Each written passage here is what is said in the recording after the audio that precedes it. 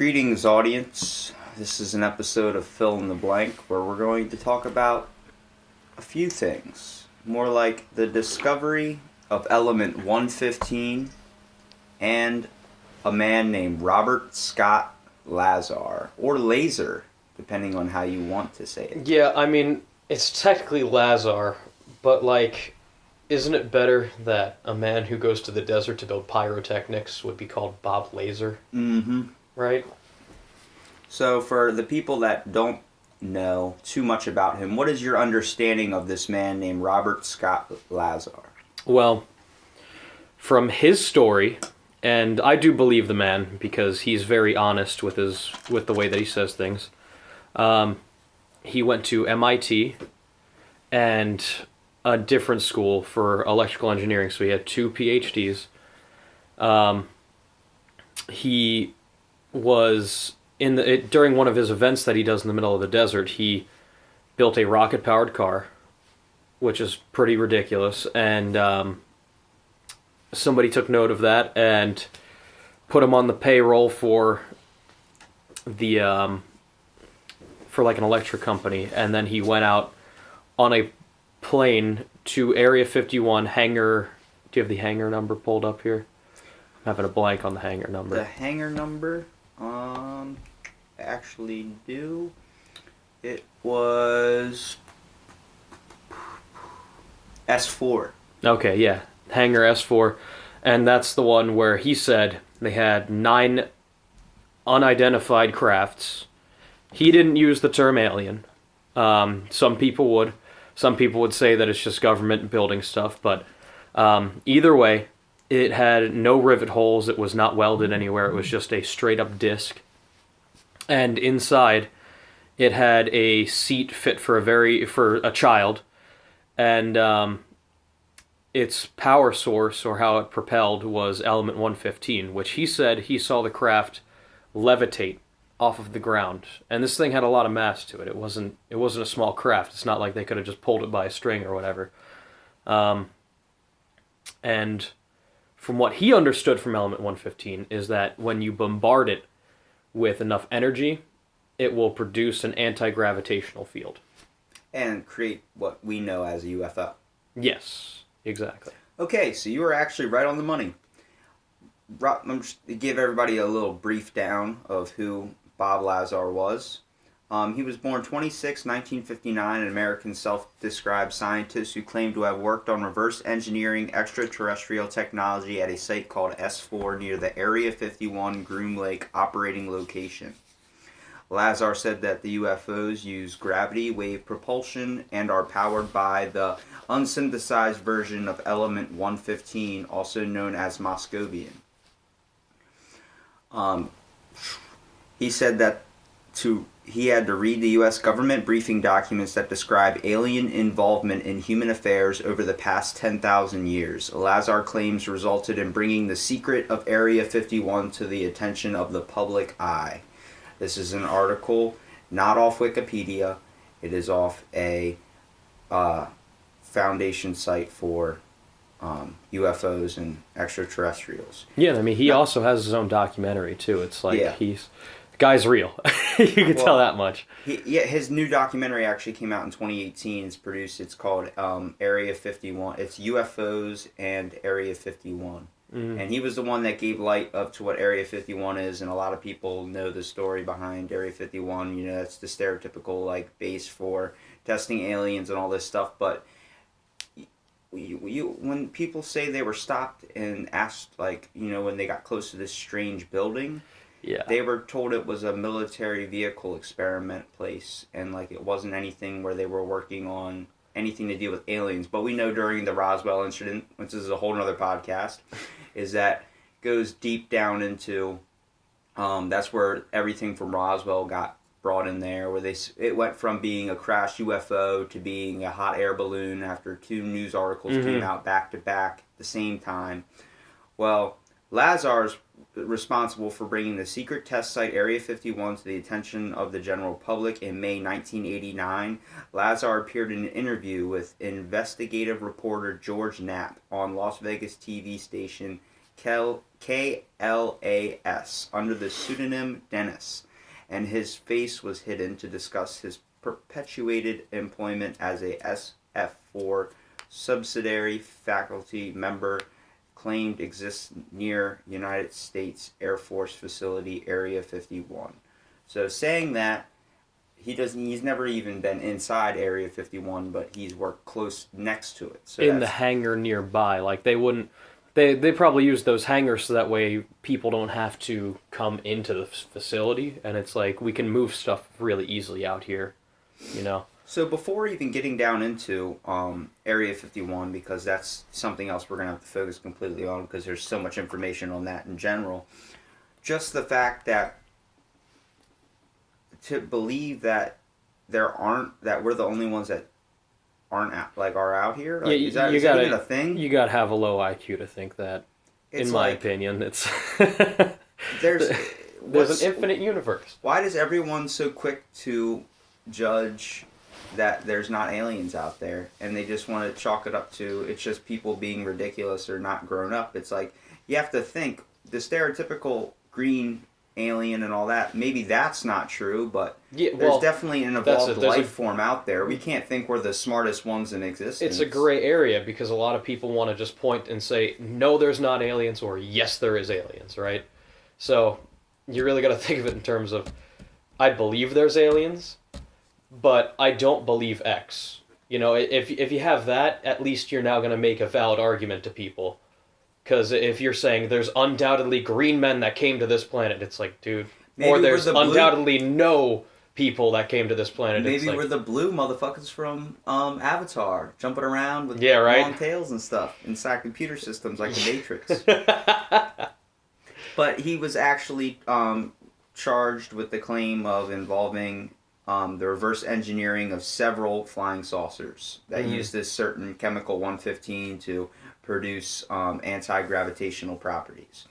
A lot of articles came out saying that it's all a hoax because gravity can't have two wavelengths, and actually a recent document by the LAN, this laboratory, that is actually getting the it's the Science Award or something like that for discovering that there is two wavelengths. Yeah. That has just been discovered in the year 2018. So this is all really recent stuff that's for the past 30 years and 40 years everybody's been calling him a liar and calling him, you know, a hoax and everything like that, and saying, oh, he's never been to college and everything. Bob Lazar actually turned out to be correct. Yeah, exactly, because that's where the things get a little fishy, is when he comes out and releases all this stuff and then all of a sudden he's not a college graduate, you know? It's kind of strange. Well, the main reason people thought he was a phony was because the universities from which he graduated from and said that he held degrees, none of the universities had any records to show. And, you know, it was crazy to think, because he said that I went to these universities, I have done all this stuff, and people weren't believing him because there was no evidence on it. And that's because the government, which he told, said that they were spying on him. And he even believes 40 years later that they're still spying on him today. No doubt. He said it's ridiculous to think at one point that the government erased all my files and they just stopped being in contact with me. He said they immediately, when he came out in that thing, that he basically changed his life for his wife and him forever. I mean, he still... What I saw in there, too, is that he has a classified materials handling company right now, or something like that, with his wife, and they keep busting him for that too, because it's like he'll get the right permits, and then all of a sudden, like, he'll sell a small dose of nuclear material to a college, and then he's busted, you know, because even though he got the permit to sell it to them, even though they got the permit for research, they still go after him for that shit. So just the way it's gonna be. Well, Lazar states to have worked as a scientist in the Meson Physics Facility at the Los Alamos National Laboratory. He has stated that his academic records were erased in an effort by authorities to discredit his story. Mm-hmm. So that was his claim in the documentary. He also claims he was given briefing documents describing the historical involvement with Earth for the past 10,000 years on extraterrestrial beings, gray aliens from a planet that orbited the twin binary system Zeta Reticuli, which Reticuli is reptile. Oh, okay. At least that's, I'm pretty sure my understanding of it. But atomic element 115, which is known as Moscovium, was actually first synthesized in 2003, and that is the way they use to generate gravitational waves. Synthesized, and this is an argument that not a lot of people can answer me here.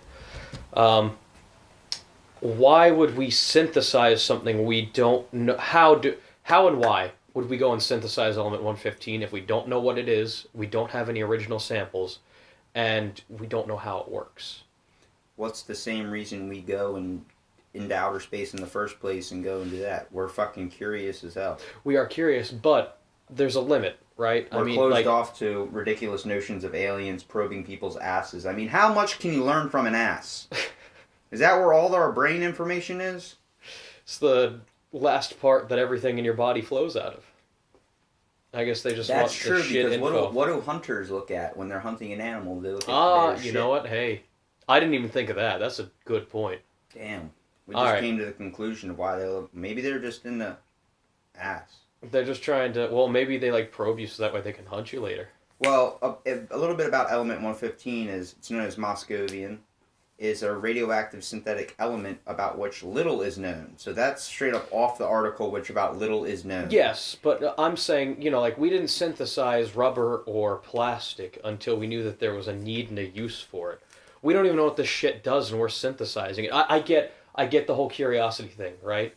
But no one discloses where the origins of it is, Well, it's classified as a metal and expected to be solid at room temperature. It decays quickly into other elements, including nihonium, which is its base element. This element has been previously designated I don't even know how to pronounce that word. It's a placeholder name that means 1 and 5 in Latin. Oh. In November of 2016, the International Union of Pure and Applied Chemistry, IUAPC, approved the name Moscovium for element 115. Moscovium has 4 isotopes with known half-lives, the most stable of which is 289 MC with a half-life of about 220 milliseconds. Mm-hmm. So basically, it doesn't even last long. It doesn't have a good shelf life. No, it does not. But another big question to go along with the why did we synthesize it is, how did he know about it if it was first invented and discovered by human beings in 2003? He knew about this back in the 80s. Exactly, and now it's getting discovered now that he was 100% right on the gravitational waves where everyone called bullshit on. Yeah, well, no one would even say, element 115. I wouldn't even think, that would not be a thought in my mind. It's so hard to think what I mean? When it comes to this type of stuff, because when it comes to UFOs, it just seems like a ridiculous movie type scenario where it wouldn't exist. But you have to think that Reagan took walks with President Chorovsky, whatever his name was, of Russia. Yeah. Or it was something, some prime minister. And they took a walk in a cabin. He said, if we were ever attacked by other beings from another world, would you help us? And he said, yes. And he goes, I would do the exact same for you. And it was like, they're talking about aliens themselves. So obviously they know something, or they definitely think about it. Everyone has a curiosity that we're not the only ones out in this universe. Maybe, see, that there's many ways that could go, though. Maybe they found element 115, they figured out what it can do, and now they're saying, why doesn't anyone else have this? Well, with using element 115 in spacecrafts, or UFO, which is the unidentified flying object. But, see, the government knows what they are, so they can't call them UFOs. We have a research program that deals with that, too. Is that they've never been truly proven that element 115 has 2 different forms of gravity, which has now came to light as being false. So that whole factual evidence saying that there isn't 2 things of gravity waves A and B is wrong. It's now completely right. A lot of scientists have believed it because it was a theory. And, think about what Newton did back in the day. He had the theory of gravity to begin with. So it's like, you gotta believe something and try to test it. How it powers the UFO, it links the ideas of the craft's propulsion system relying heavily upon using element 115 in a reactor to produce an anti-gravity field using 3 different amplifiers on the underside, but still inside of it. So much like when you see the flying saucer, that little circle that's at the bottom looks like a portal type thing, is where the gravitational pull comes from. So it's like a tripod configuration, when you have set up a computer on a tripod or something. These anti-gravity producing amplifiers distort space in front of them, so the craft is chasing the hole that is being ripped in space in front of it. This would account for the way the craft accelerates at speeds that would normally kill any living thing on Earth, and the way they can suddenly stop and change direction in a 90-degree turn. Isn't that cool, though? Like, we've never seen anything like that on this planet yet. It's so advanced. Imagine if it's Mexico that has those.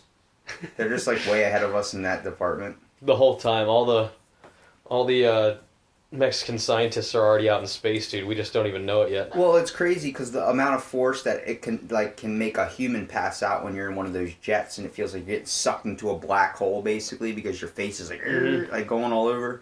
And it's like, the UFO craft itself isn't experiencing any inertia at all. Since there's no propulsion system, the craft is remaining perfectly still, but the amplifiers are bending the space in front of the craft, so it slips through its gravitational flux does the person to a feel different area. Like, I understand you don't feel that the it craft at all. doesn't. It'd be like if you're sitting down right now, you're not moving, but the craft warps the gravity around you, so it doesn't even feel like you're moving.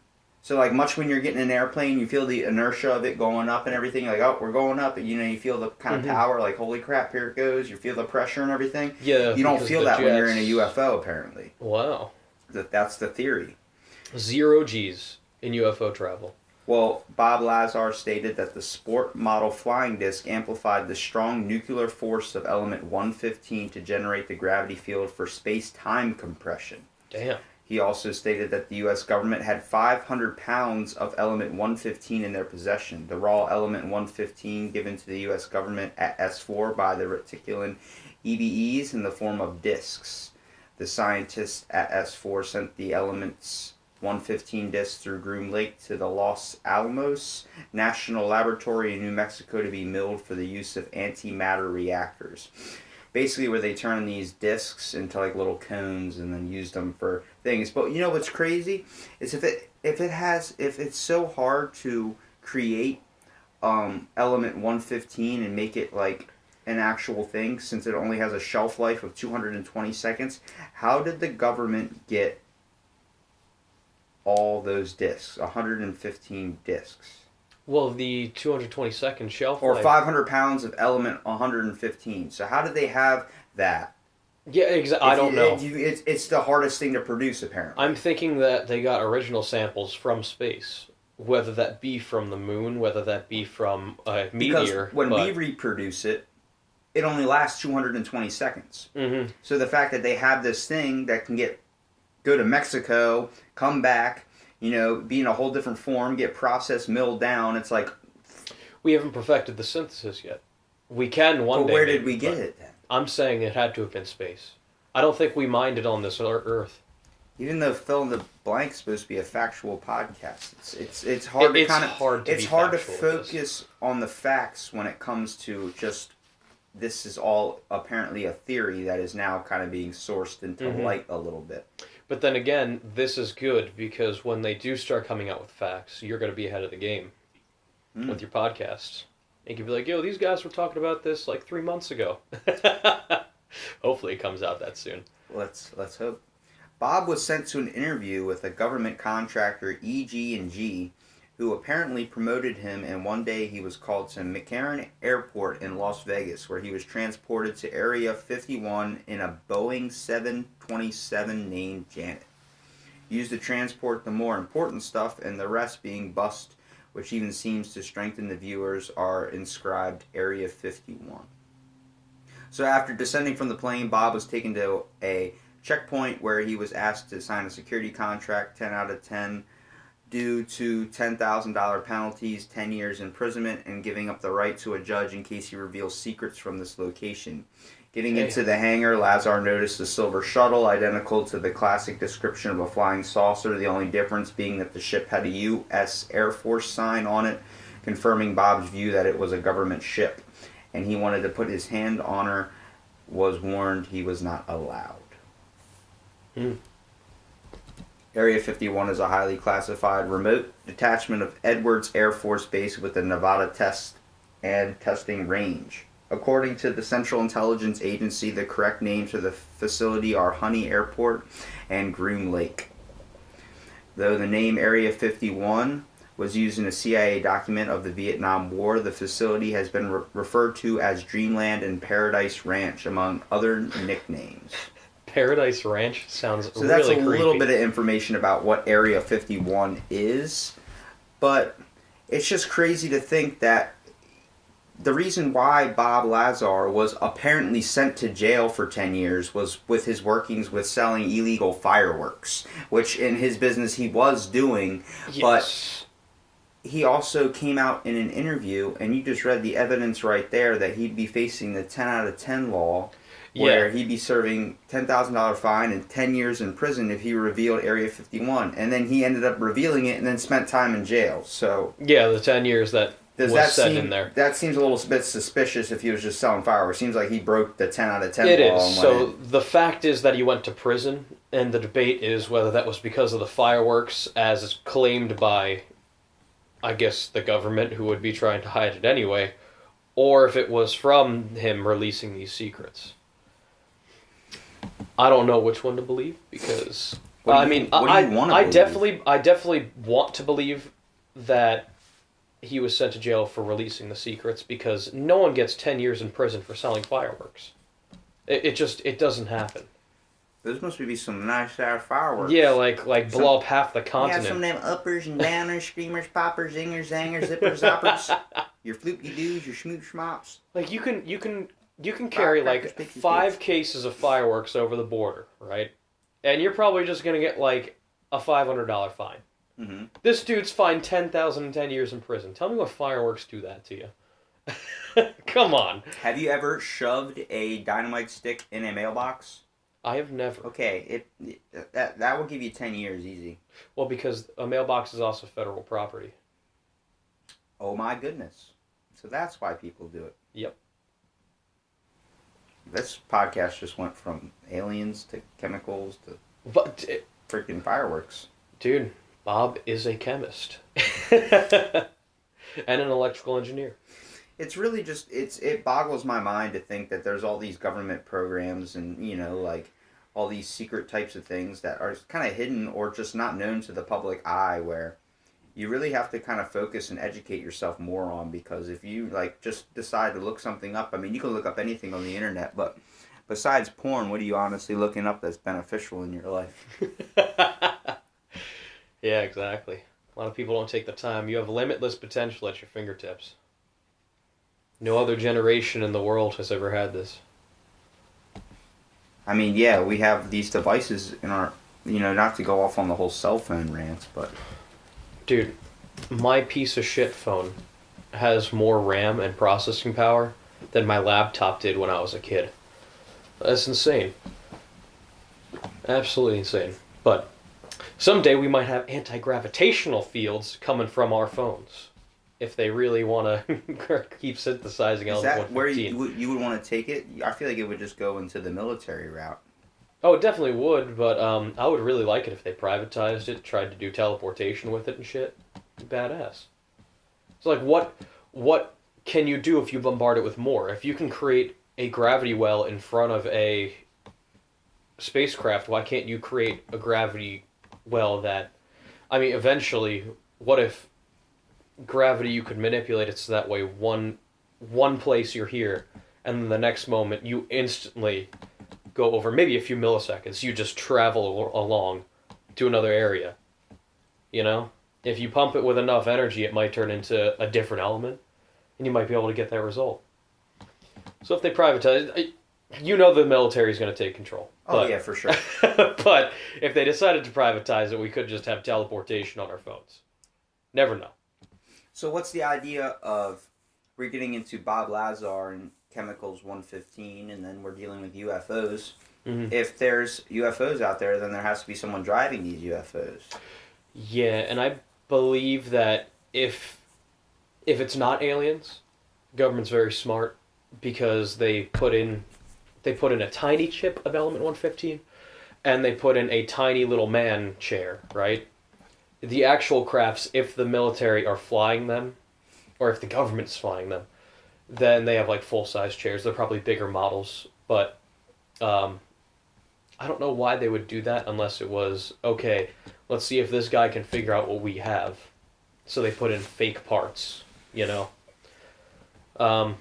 Maybe it's all just myth. It could all just be myth, but I would like to believe it's not.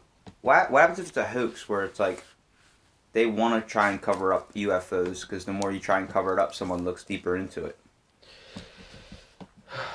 It seems like when someone tells us or shuts a door in our face, the next thing we're trying to do is dig deeper into it. Yeah, they might have used Bob. And he's not the only person that's come out about UFOs either. There's been multiple people that have taken the time and really stood up against their beliefs in being captured by extraterrestrial beings, and a lot of them seem like, all right, how true is this? Like, a lot of it seems like, but there has been evidence about certain, like, there's a doctor that actually did a survey on a bunch of people who were apparently captured, and they all drew basically around the same thing, kind of retelling the same story, and he interviewed them all separately. So it was like you have like 100 people and 80 of them stories match up. It's like, but how do you know that those people have not spoken in the past? It's very unlikely that all 80 of those people. He went to different areas of those for those surveys. Oh.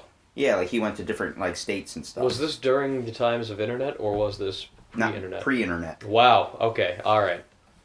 See, because that's the trouble like nowadays. Well, I mean, I wouldn't say pre-internet, 2002 study, but there was not much information on it. Yeah. If a UFO comes out in 2019, like a video of a UFO, it's you can 9 times out of 10 bet it's going to be photoshopped. That's the problem with the internet age and all this. Like, before the internet, if 80 people give the same damn story and they had no way of communicating with each other, it's like, where people say that the government's not working on UFOs, or maybe the government is creating UFOs, there's actually the Canadian National Research has a record of about 750 sightings of UFOs.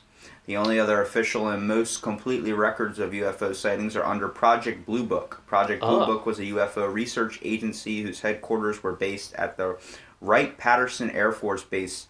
Project Blue Book has over 12,000 reports of UFO sightings at events with 6% documented incidents remaining unsolved. And this is off of history.com, so take that where it goes. Yeah. Now, you said the Canadian one, is that a government-funded program? Do you know? Yeah. It is? National research, yeah. Wow. Okay. Well, it's the same thing where we talked about Reagan knowing or asking the question, if we were to be attacked by aliens one day, would you help us? There's been plenty of times that a president has said something, like Winston Churchill reported seeing a strange ship or UFO in Kent, England. It was sighted on October 14th, 1912. Maybe the pilots flying the UFO wanted an autograph, was his quote.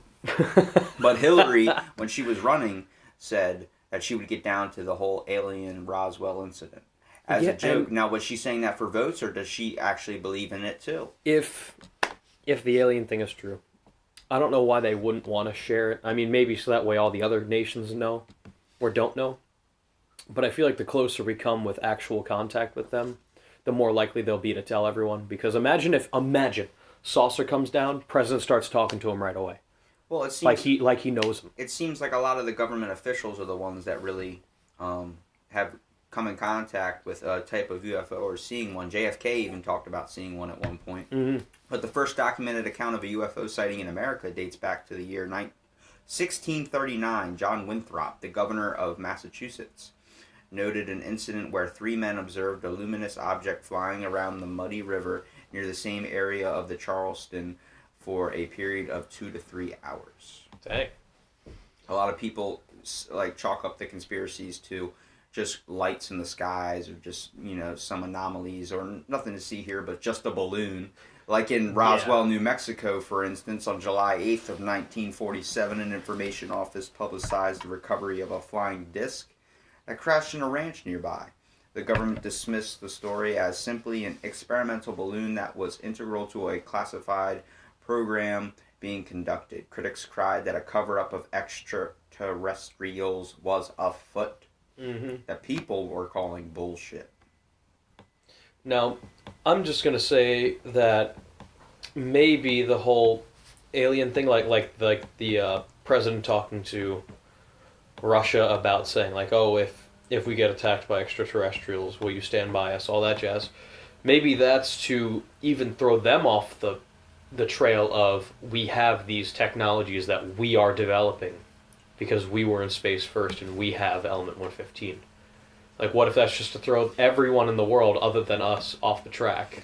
I think there's a lot of people out there that believe in aliens. Because there was information on a poll in 1991 where 4 million people were asked, or there are a lot more people asked, but 4 million people believe that they've been abducted by aliens at some point. Now, that's people being abducted. We don't even know about the people that believe there are aliens out there. Which is probably... Well, I mean, and like I said, I believe they're out there. I just... I'm always skeptical with what the government covers up. They always get chalked up to UFO reports being unidentified objects, naturally occurring events like balloons, meteors, clouds, just that type of thing. Where Elon Musk sent that rocket ship or whatever, and everyone thought it was aliens because there was like a blue comet in the sky. Everyone was freaking out. It was freaking Tesla launching something. Like, come on. Actually, you know what though? On the same topic. Did you know that Elon Musk now has a way to send supplies up to the International Space Station and then land the same craft? If he builds a bunch of those, we could just start sending... 115. Nah. Maybe? I don't know. But it's really cool how it lands because like it kind of comes down and there's like a drone in the water that like drives the landing pad. And the two communicate and it will land on the drone and then come back to shore.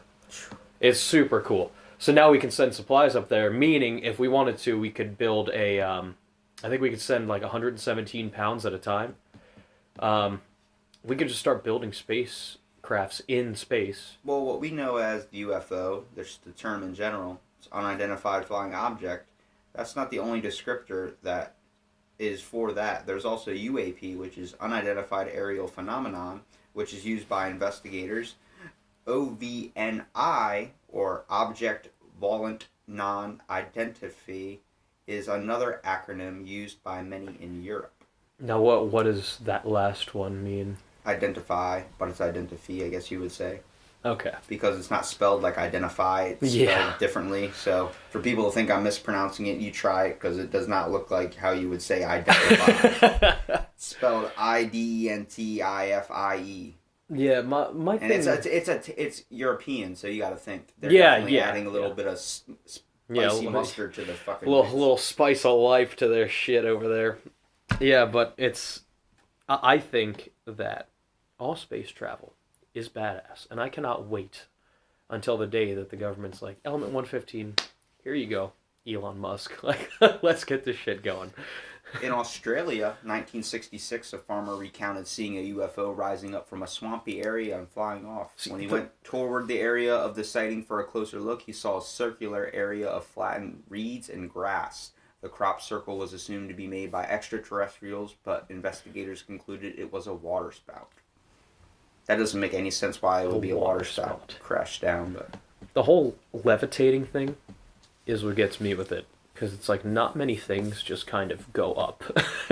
Because straight up in the air. Yeah, like not a lot of things just do that. Maybe an elevator, but even air balloons don't go straight up. They kind of drift off. They go with the wind most of the time. So yeah, it's kind of weird when people say, "I saw this thing just straight up lift." What about the theory that UFOs are not a saucer or a flying thing like that? They're more like a rock, like a lumpy turd floating through space. And the reason why they say that is because it's easier to travel in space when you're kind of skinny and narrow, because comets and all those types of things, less debris would hit.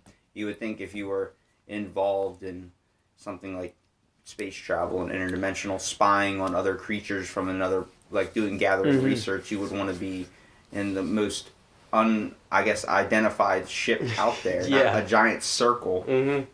Looks like a giant frisbee. Now with that, I feel like element 115 would allow you to vaporize whatever's in your path anyway, with just ease. I mean, I guess because there's no gravity in space, you can't really manipulate gravity using element 115. But, other than the gravitational, big gravity, the second wave that everyone was like, no, it doesn't exist, fam, and now physicists are like, yes, it does. Well, much where we say people should be more educated on UFOs, and there's definitely probably a little bit more believers out there. Since 2001, the reported number of UFO sightings in the United States has tripled. The Mutual UFO Network and the National UFO Reporting Center gathered over 121,036 eyewitness testimonies to measure this increase in activity. So they are doing a lot of research on it. And, I think some people are definitely doing research on it. It's best to know what's bullshit and what's not, because there are definitely some out there where... And I would like to know. I would like the closure of them saying, this is all us. You know, like we have not found crafts. That doesn't mean that we haven't been visited, but we have not gotten crafts left behind, you know? So this is the one that really fascinated me the most. During World War II, the 415th Night Fighter Squadron had little extra company during a mission while flying over the Rhine Valley. There were suddenly strange lights following the airmen in the sky. November 1944, pilot Edward Schluter and other personnel described 8 to 10 bright lights of an orange color flying at the side of the left wing of the plane at high velocity. Despite the sightings, the radar and ground control did not have any visible readings. The repeated reports of UFOs by Allied pilots during World War II became known as Foo Fighters. So did they have like anti-radar on them? Because that's how we trace ships. They said they saw the lights. They saw the lights, but they didn't see anything on their radar. Yeah. So maybe they were cloaking themselves. Yeah, but like for that's if a civilization did that, they're thinking so far ahead, because if they don't even use radar technology in their civilization anymore and they have anti-radar before we even had it on planes. Maybe it was extraterrestrial. I'm saying the civilization would be advanced to shit though, because like they were thinking of every angle. Well, you got to think if they mastered interdimensional space travel, they could probably handle. Yeah, and if they knew radar existed, themselves from our stupid brain, dumb technology. What other species out there? But why can Will Smith use one of their ships and go into their home and blow them up? But they're not smart enough to check. Really? Exactly. They cover all angles. They would, because. It's like we're probably one of the only civilizations that used radio technology. Like, we don't know what other planets' elements are. There's probably a planet that has none of our elements in a different galaxy, you know? Our life is a lie. Yeah.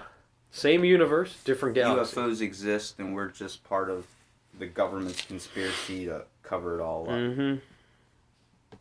I would really like if we could have answers, though. Be nice.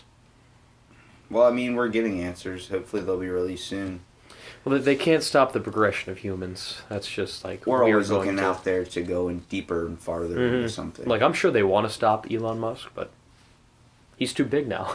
He's on Twitter. Every time the dude is like... He's always producing something new. He makes a post on Twitter, and then he's like, no, I'm actually serious about this. Like, I'm doing this now. And it happens. The next day, he's like, oh, I'm doing this. Like, he was stuck in traffic. He made a post. He was like, traffic is so boring. I'm just going to build a super tunnel underground. And then the next post, he's like, I'm super, super serious. And then the next day, you find out that in his press release, he's like, yeah, I'm just digging underground now. We're going to make this thing. Elon Musk believes there are aliens. Oh, yeah. He believes he's an alien.